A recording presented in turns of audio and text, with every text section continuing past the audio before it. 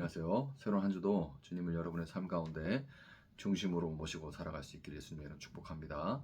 오늘 본문은 역대하 17장입니다. 아사의 아들 여호사밧이 그의 뒤를 이어 왕이 되었다. 그는 이스라엘의 침략을 막으려고 국방을 튼튼하게 하였다. 그는 요새화된 유다의 모든 성읍에 군대를 배치하였고 유다 전국과 그의 아버지 아사가 정복한 에브라임 여러 성읍에 수비대를 배치하였다. 여호사밧이 왕이 되면서부터 그의 조상 다윗이 걸어간 그 길을 따랐으므로 주님께서 여호사밧과 함께 계셨다.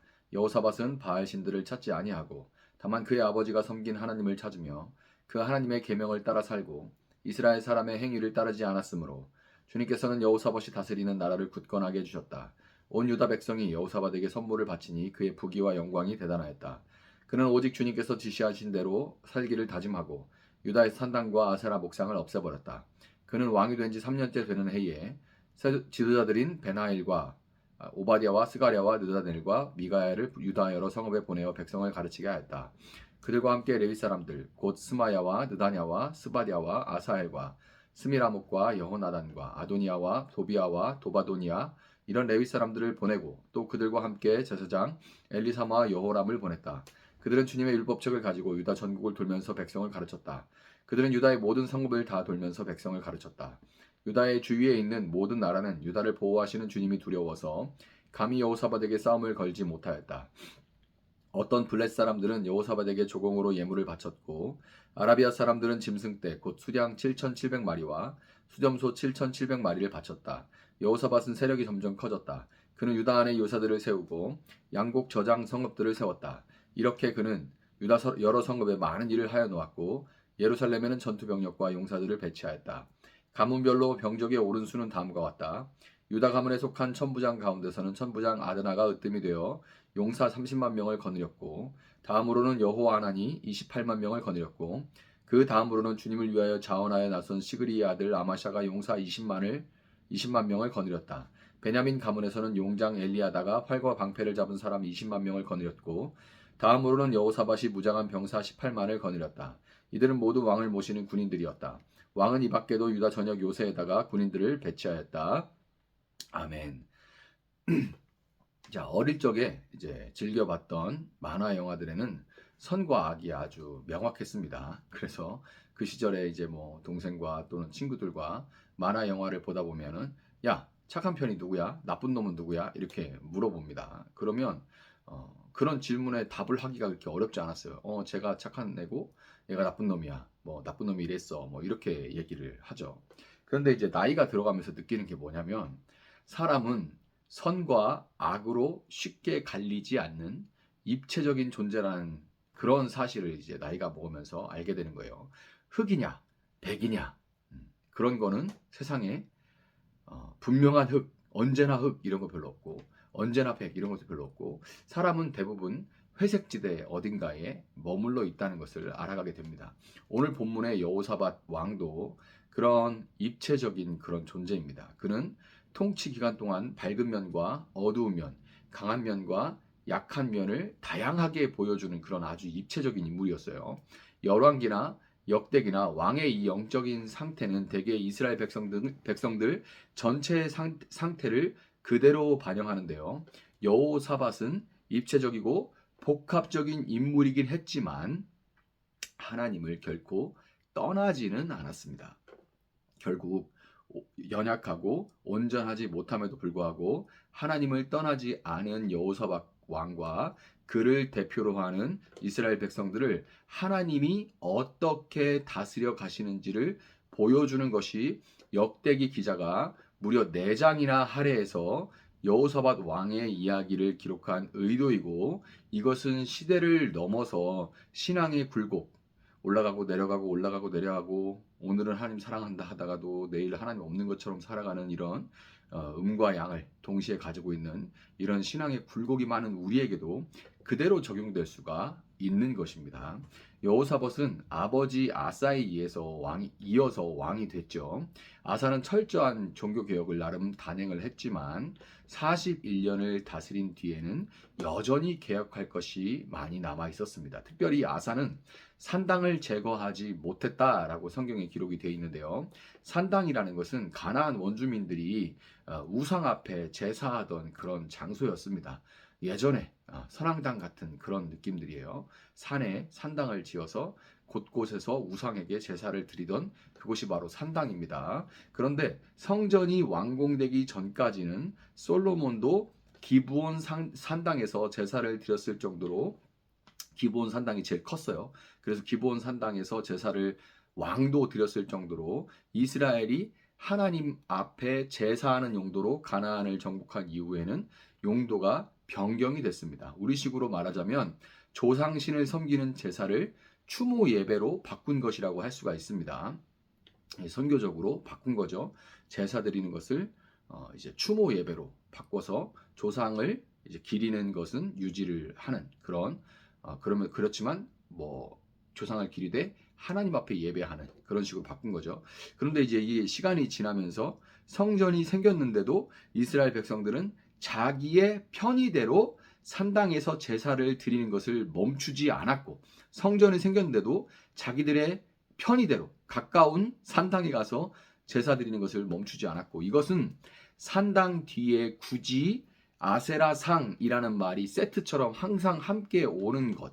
그러니까 그냥 산당이라고만 하면 그것이 솔로몬도 제사를 드렸던 산당으로 여겨질 수 있는데 그게 아니라 산당 뒤에는 항상 아세라 목상이 같이 와서 이게 이 산당이 우상을 섬기는 전각이 되었다라는 걸 보여주고 있는 거예요. 그래서 그와 마찬가지로 이제 우상의 숭배의 길로 점점 나아갈 수밖에 없던 겁니다. 자기 편의대로 산당에서 제사를 드리기 시작하면서 편의대로 제사를 드린다는 말 자체가 그 말 자체에 자기 중심성이 녹아 있듯이 자기 중심성은 결국 내가 복을 받기 위한 기복주의라는 우상 숭배로 나갈 수밖에 없는 거죠. 그러니까 추모 예배 얘기를 드렸는데 제사를 추모 예배로 그 형식만 바꾼다고 해서 그 추모 예배 자체가 조상을 달래서 가문이 평안하고 복을 받고자 하는 기복주의라는 근본적인 정신을 바꿀 수는 없는 것과 마찬가지입니다. 형식만 바꾼다고 해서 그 안에 담겨 있는 기복주의 정신까지 바꿀 수는 없는 거죠. 여호사밧은 왕이 되면서 산당까지 없애는 개혁을 했습니다. 당연히 산당을 없애는 것 자체도 반발이 극심했겠죠. 그렇지만 성경은 그에 대해서 6절에서 이렇게 평가합니다. 그는 오직 주님께서 지시하신 대로 살기로 다짐하고 유다의 산당과 아세라 목상을 없애버렸다. 이 구절을 원어 그대로 직역하면 여호와의 길들 안으로 그 마음을 다 쏟았다 이렇게 번역이 됩니다. 여호와의 길들 안으로 그 마음을 다 쏟았다. 그는 산당과 그것이 상징하는 자기 중심성, 인본주의를 뽑아내는 것에 마음과 목숨과 뜻과 힘을 다했었던 거예요. 여호와의 길, 여호와의 도 안으로 그 마음을 다 쏟아 놓았던 여호사밧에게 하나님은 그의 다짐이 이벤트로 한 번의 어떤 보여주기식 사건이 아니라 정말 지속 가능한 그런 것이 될 수 있도록 놀라운 지혜를 여호사밧에게 주셨는데 그것이 바로 7절부터 9절에 기록된 성경 교육입니다. 여호사밧은 왕들 중에서 전무후무해요. 최초로 백성들에게 찾아가는 율법 교육을 시행한 왕입니다. 레위인들을 전국으로 보내서 모여라 그것도 아니고 이제 생업이 있는 백성들에게 레위인들을 보내가지고 성경 교사들을 보낸 거죠. 지금 말로 하면. 그래서 율법을 가르칠 수 있도록 한 거예요. 이것은 그의 통치 가운데 가장 빛나는 모습이자 영영이 기억될 그런 업적입니다. 여러분 우리도 신앙생활을 하면서 때로 마음에 찔림이 있을 수도 있고 그것이 회개와 결단으로 이어질 수도 있습니다. 찔리고 또 그것이 회개나 결단으로 이어질 수도 있어요. 저도 중학생 때 이제 여름 수련회 다녀와서 당시에 즐겨 듣던 유행가 테이프를 죄다 버렸던 기억이 납니다. 그거 다 이렇게 막 또 다시 주워올까봐 그거 안에 있는 거 다 빼가지고 버리고 그랬었어요. 그런데 안타깝지만 이런 회개와 결단은 단발성 이벤트로 그칠 때가 참 많습니다. 제가 또 동일하게 가르쳤던 중학생 애들도 그 수련회 때 눈물 흘렸던 기억들이 통에 자복했던 기억들이 나는데 그 아이들 중에 태반은 지금 교회 안 다니는 애들 너무너무 많습니다. 단발성 이벤트가 될 때가 참 많아요. 자, 왜 그럴까요? 기독교는 비움의 종교가 아니라요. 채움의 종교이기 때문에 그렇습니다. 기독교는 비우는 종교가 아니라 채우는 종교입니다. 진정한 회개는 가던 길이나 하던 것을 멈추는 것이 아니라 거기서 돌이켜서 다른 길을 가고 다른 일을 행하는 겁니다. 이게 회개예요. 진정한 회개. 이러한 진정한 회개에 이르기 위해서는 그렇기 때문에 반대로 반드시 교육이 필요합니다. 끊임없는 교육이 계속해서 필요해요. 뭐 다 배운 건데요. 아는 건데요. 이런 거 소용없습니다. 계속 반복해야 돼요. 하나님의 율법을 바르게 알지 못하면서 그것이 진짜로 내 것이 되지 못했으면서 감정적으로 그냥 눈물 쏟고 뭐 이러면서 비우려고만 하는 회개는 방향을 잃고 흐지부지가 되거나 방향이 있어야죠. 방향이 없는 거예요. 그냥 감정적으로 내가 죄인이구나, 내가 이렇게 했구나, 그래서 눈물을 쏟아요. 거기 좋습니다. 그런데 방향이 없이 그냥 단발성 이벤트로 끝이고 흐지부지 될 때가 참 많고요. 반대로 분명한 하나님의 말씀이라는 율법이라는 기준이 없이 그냥 어떤 세상의 어떤 감정에 호소하거나 아니면 어떤 세상이 제시해 놓은 어떤 기준을 들면서 극단으로 나아갈 수가 있습니다. 아니면 제대로 그 뜻도 알지 못하고 율법을 그냥 무슨 문자 그대로만 봐가지고 돌로 쳐라 뭐 이런 식으로 극단으로 받아들이게 되는 그런 경우도 참 많죠. 세상에 그런 종교들 정말 많습니다. 뭐 테러를 일으키는 것들도 다 그냥 문자로 받아들이고 그대로 행하는 거예요.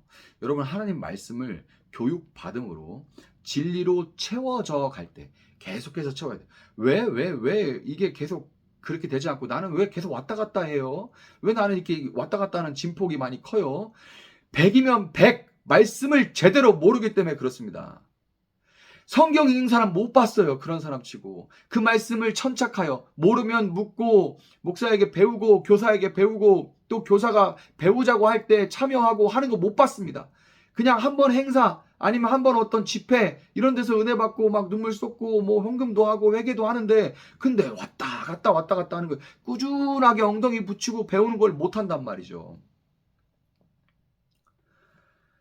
그렇게 진리로 채워질 때 우리는 자기 중심성의 우상 숭배에서 하나님을 향한 진정한 예배로 온전한 개혁을 할 수가 있고 그것은 본문 10절부터 19절에 기록된 것과 같이 하나님이 주시는 복을 누리는 삶으로 우리를 인도해 가는 겁니다. 여호사밧이 하나님을 향해 열심을 낼 때 그가 온전치 못함에도 불구하고 그는 회색지대 어느 곳에 머무르는 그런 연약한 우리의 모습과 동일한 그런 사람임에도 불구하고 그러나 그가 하나님의 말씀을 향하여 열심을 낼 때 하나님께서 그에게 지혜를 주시고 그것이 하나님 앞에 그의 빛나는 업적이 된 것처럼 상급이 되는 거죠.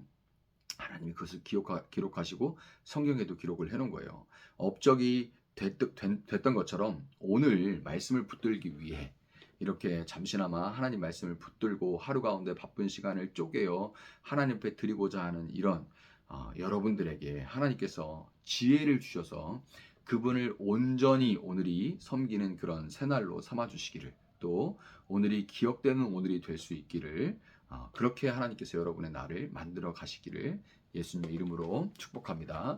잠시 기도하겠습니다. 사랑하시는 주님 감사합니다. 하나님 우리는 모두 오늘 말씀의 여호사밧 왕처럼 왔다 갔다 하는 온전치 못한 그런 모습 회색의 어느 지대 어느 곳에 존재하는 그런 사람들입니다.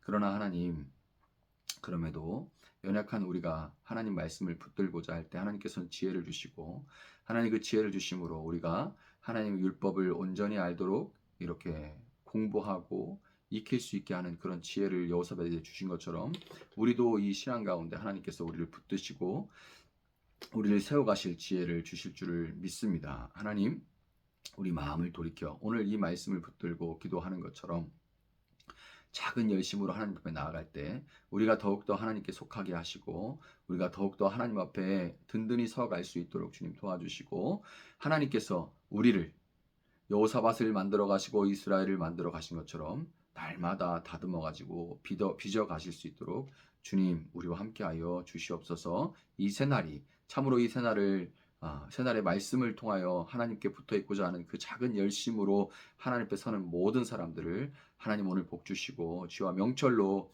함께하여 주시옵소서. 감사하며 예수님의 이름으로 기도합니다. 아멘. 오늘 주신 말씀 붙들고 계속해서 기도합니다.